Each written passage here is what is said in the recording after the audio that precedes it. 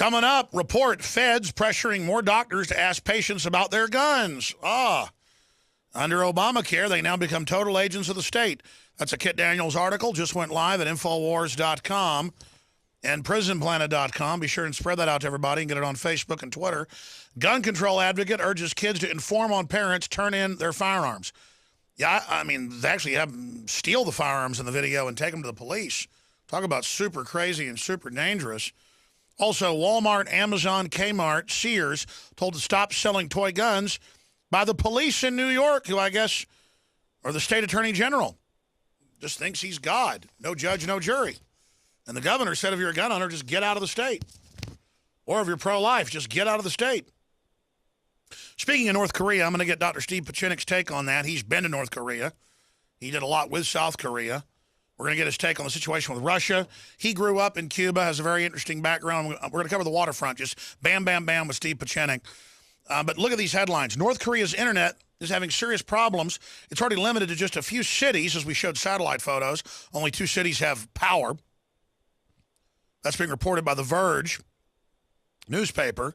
But we're to believe they ran these sophisticated hacking attacks. Well, I said last week, probably staged to bring in a bunch of cybersecurity laws, or it was other hacker groups, and they're blaming North Korea. North Korea responded by saying, we'll blow the whole U.S. up. How about you blow up the whole galaxy while you're at it? They can't even tie their shoelaces from what I know.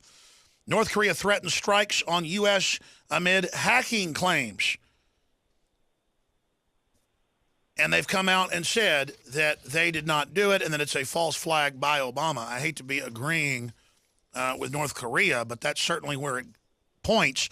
Sony gets a new threat. Anonymous says hackers aren't Korean. Release film or more hacks coming. Yeah, a bunch of these past hacks have been admittedly not North Korea. Of the Apple Cloud, of other major groups. We've got an expert on cybersecurity and somebody that wrote books on it with Tom Clancy, Steve Pachinik. We're going to cover the waterfront here, Doc. StevePachinik.com. His new book's out there. You can find it at StevePachinik.com. Steve Pachinik Talks is the new book. But, Steve, let's get into your take briefly on what's happening with North Korea and this whole move to say we're not going to show Team America, we're not going to show this movie now. Is that just an attempt to set the precedent for the feds to ban movies by fiat? No, I don't think so. I think what the problem really was, and you have to understand the dysfunctional level of Hollywood. Number one, you have to understand Sony is not an American company. That was not made clear to anybody in the United States or the world.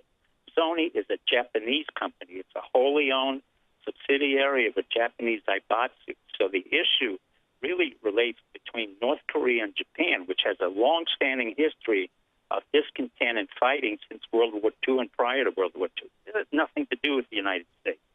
This has much more to do with Kim Jong-un, Kim Il-sung, who had a long history against the Japanese. And this has to do with Abe and his handling of his economy, his handling of cybersecurity, and where Japan stands relative to Korea. I don't think our own government really understood this in terms of the fact that this is really a Japan versus Korean narrative, not a United States versus a North Korean narrative. The North Koreans can say whatever they want, but they attacked a Japanese company. They did not attack Weinstein Group. They did not attack Warner Brothers. They did not attack an American company. Sony is a wholly owned Japanese company. You know, that's a great point. I was thinking that last week because, I mean, for those that don't know, the Chinese and the Japanese absolutely hate each other, at least from what happened in World War II.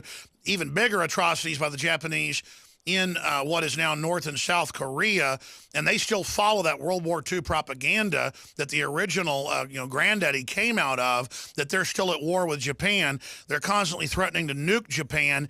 And so you're saying this is Japanese anti-North Korea propaganda? Oh, this is totally between North Korea and Japan. I mean, it's not an accident. They could have put any show that they wanted to. The fact that it was a North Korean semblance of the leader. There's all kinds of videos of the North Korean leader that's never been hacked. But the real reason is you have 2 anti-Japanese films coming on. The one about with, what's her name, Angelique Jolie, Unbroken, and then you've got this film which comes as anti-Korean, but comes out of Japan. And the Japanese do not admit to the fact that they've killed hundreds of millions of people in Korea, in Japan, in Vietnam. This is an old story that has never been closed by the Japanese, and the nationalism in Japan has increased because Abe has an economic problem. And in turn, Kim Jong-un is attacking Japan to warn them that this is not going to continue. By the way, much of the money that came out of North Korea came from the pachinko parlors of Japan, the gambling term, and the Japanese don't admit that. So you've got a whole special relationship that, unfortunately, our president got into a narrative that didn't belong to the United States. Sure. Didn't belong to cyber attacking. It belonged to a province. Okay, so you think the theory that it's a false flag, why is Kim Jong-un then saying that Obama and Sony did it? You know, I don't even know if he said anything, quite frankly. You don't really know who says what to whom, but I can tell you that the relationship between Japan and North Korea is a determinant relationship that's historically determined, not by the narratives that we create now.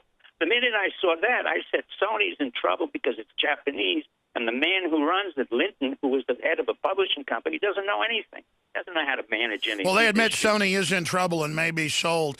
As usual, a very unique perspective. You may be right, probably are.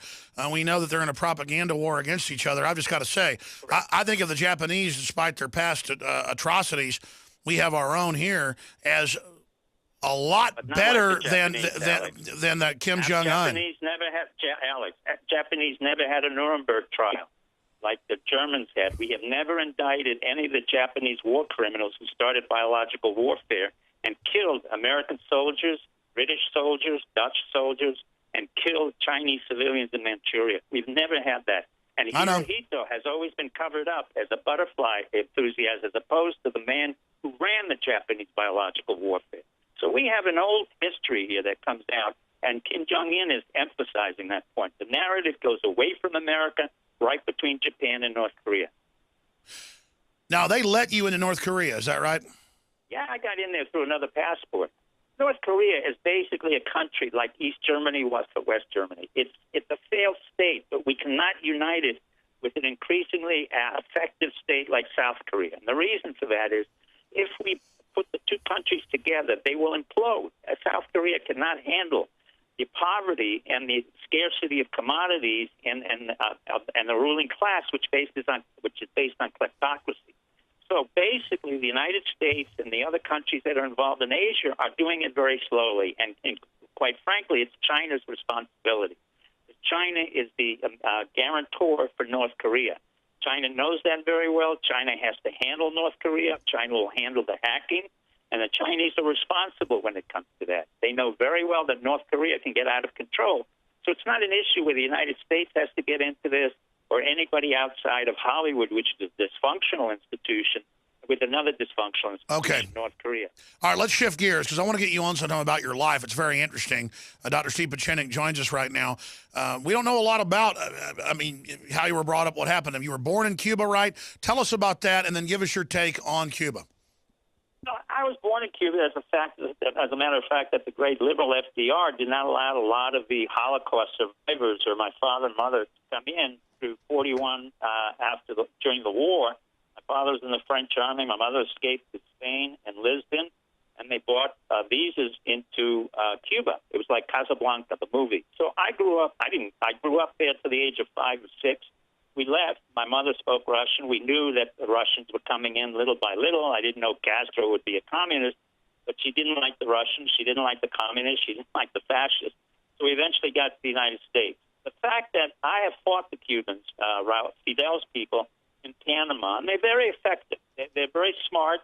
They run a very effective PSYOPs campaign in Panama and elsewhere in Honduras and in Africa.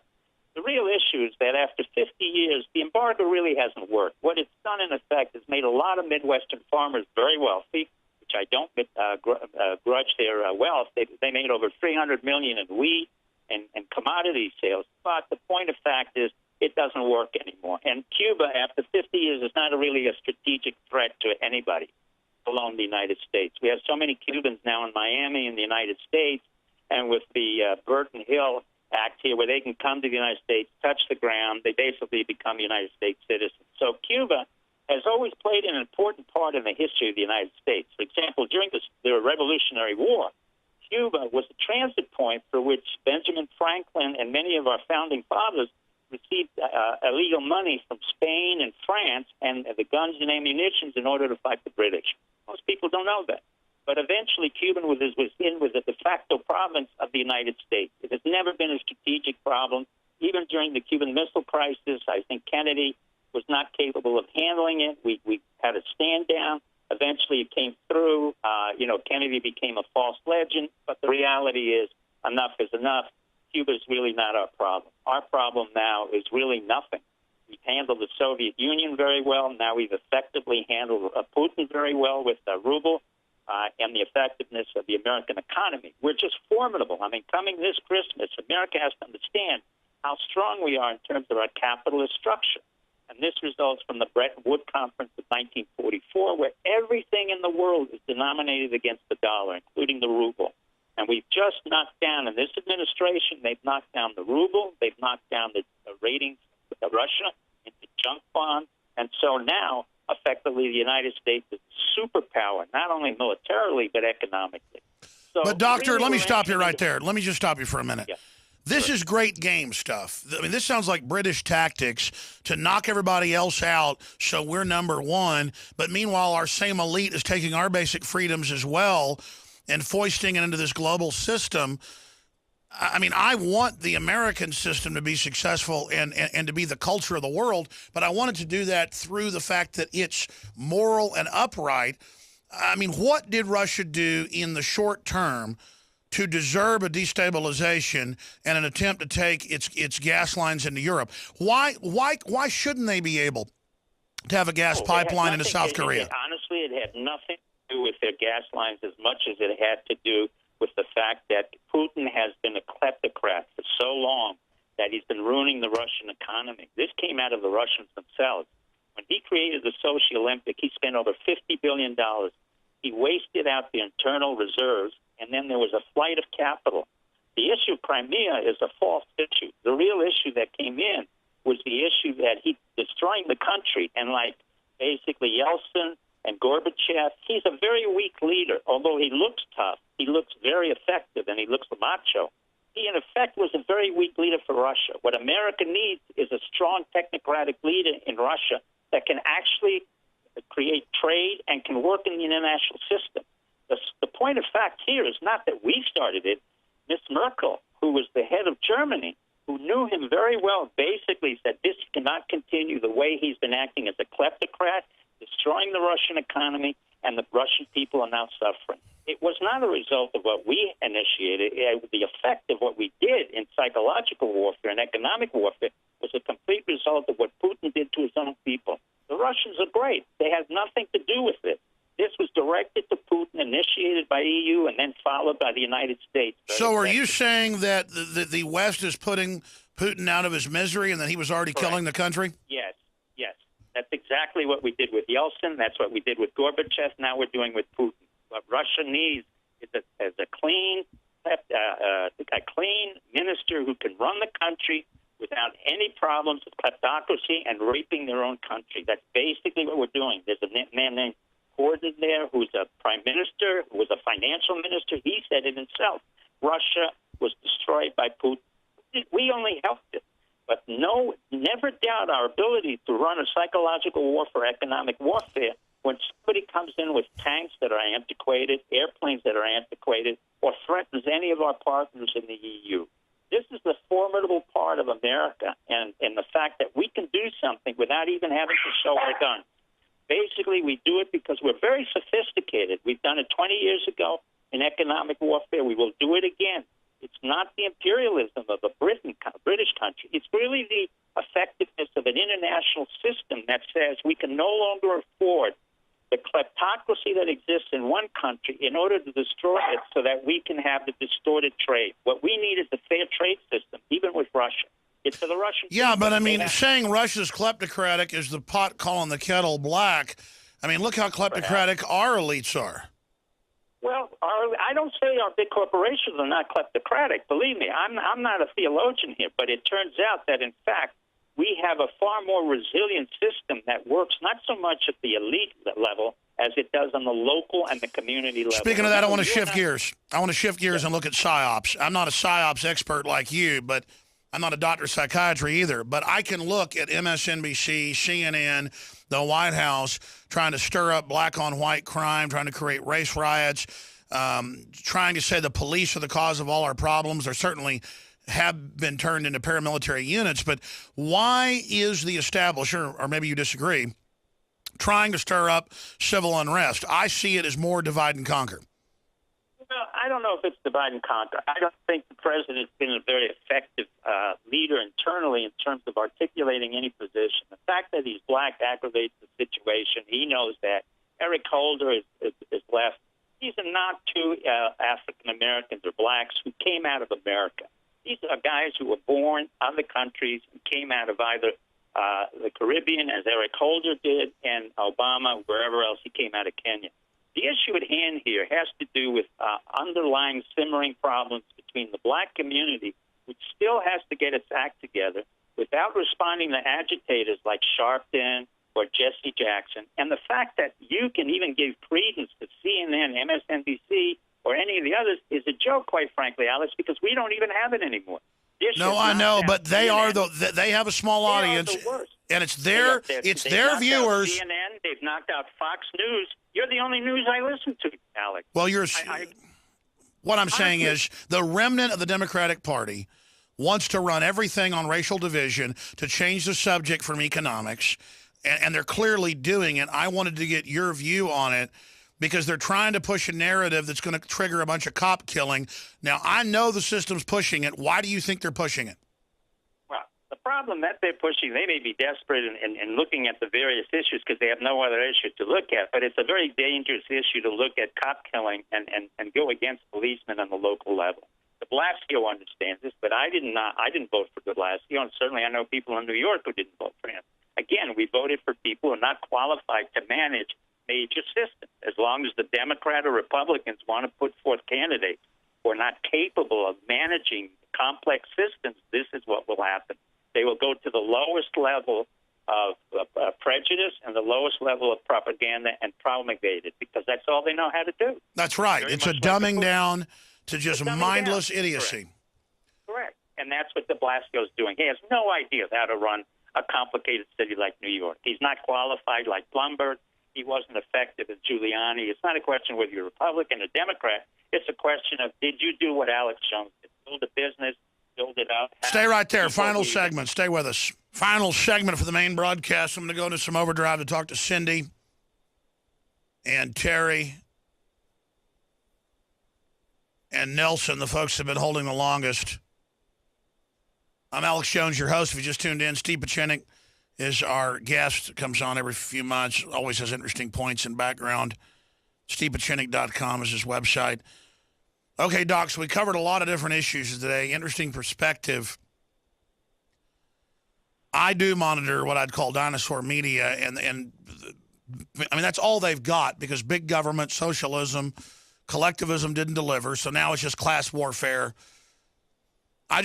It's sick to watch big crony capitalists like George Soros and the big foundations full tilt funding racial division and infighting.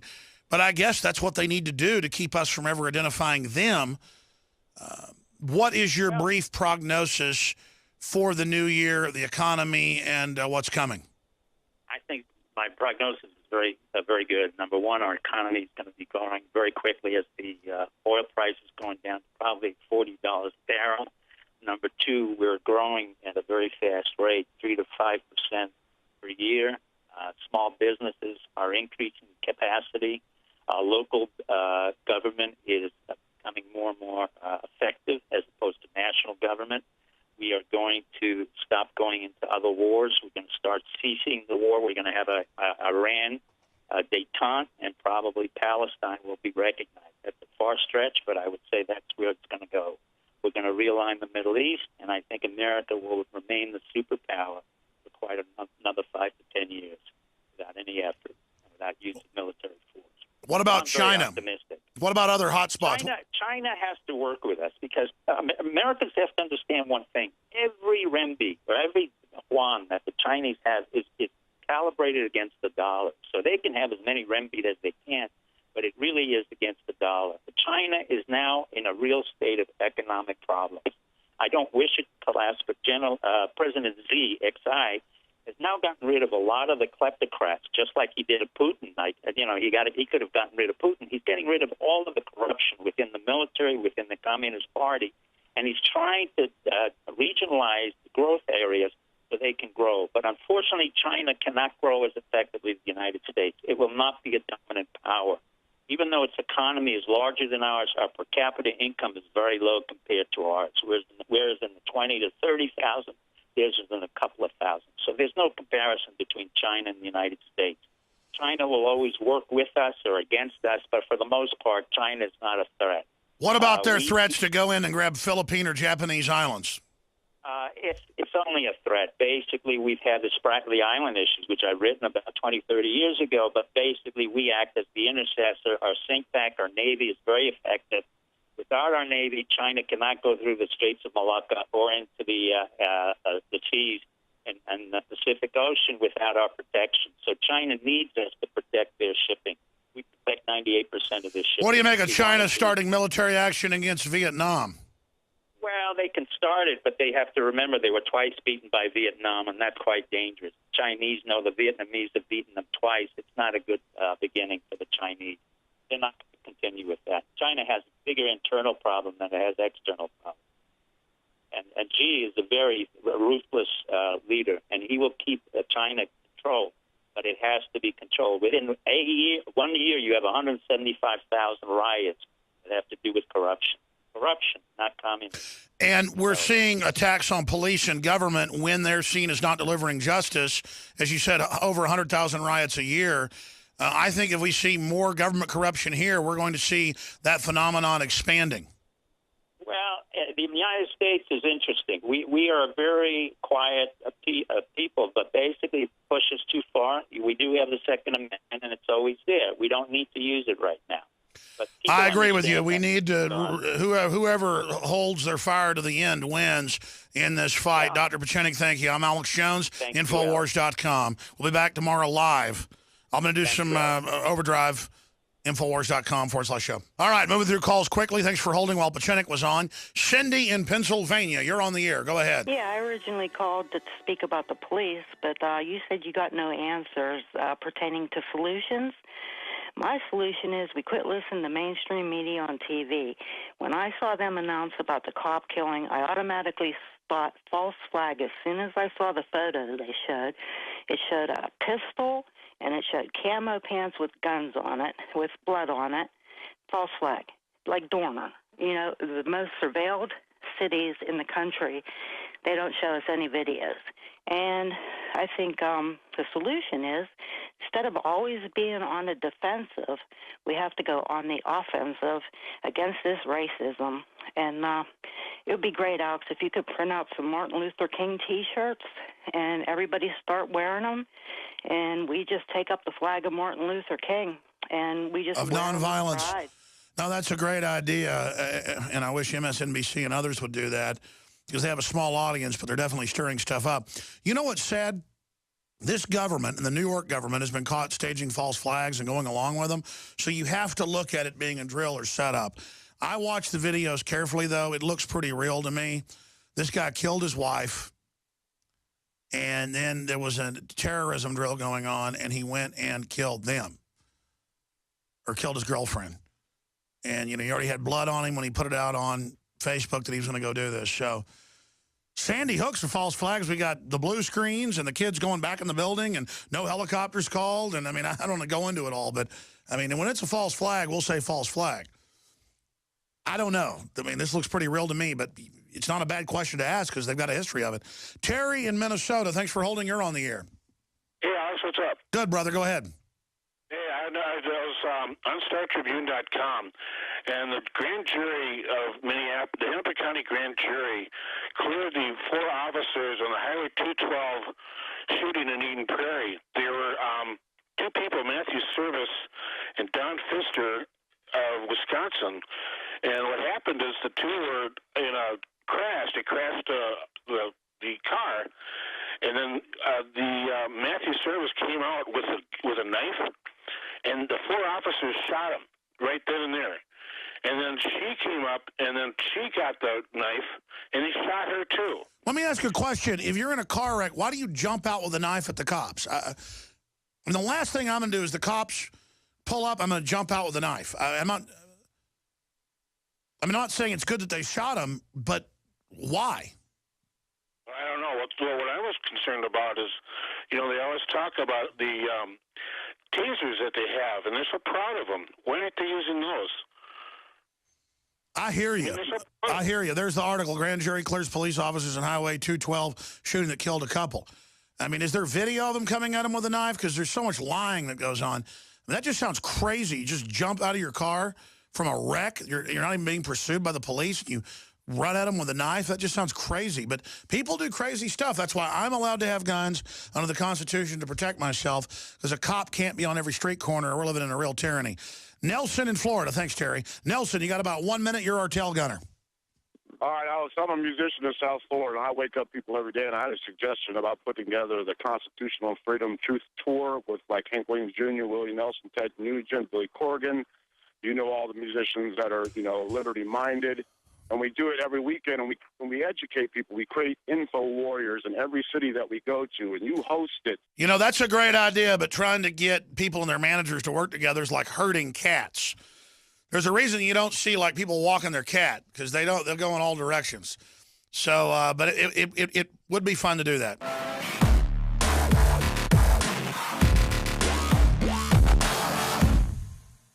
In the past decade, we have witnessed unparalleled scientific discoveries in the area of health. But no one has put together a formula that focuses directly on brain health, nerve growth factors, and optimizing your cellular energy at the same time. DNA Force is one of the most expensive formulas to produce. Some of the ingredients in DNA Force are $12,000 a kilogram.